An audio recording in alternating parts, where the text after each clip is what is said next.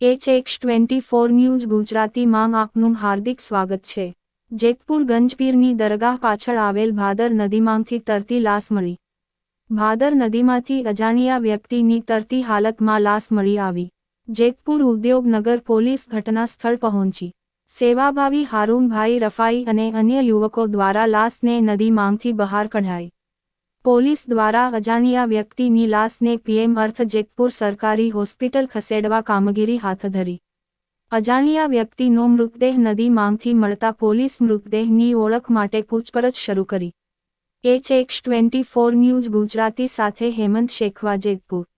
દારીએ કીધું કે હારૂનભાઈ અમે પગે લાગવા ગયા તો કોઈક માણા તરતું હોય એવું દેખાવામાં આવ્યું, એટલે હું તરત અહીં આવ્યો। મેં જોયું કે ભાઈ હા સેતોલા છે। પછી મેં પોલીસ સ્ટેશને ભાવેશભાઈને ફોન કર્યો, એટલે ભાવેશભાઈએ જો ફોન મૂકીને તરત જ અહીં આવી ગયા લાશ પાસે। અત્યારે તપાસ કરી રહ્યા છે।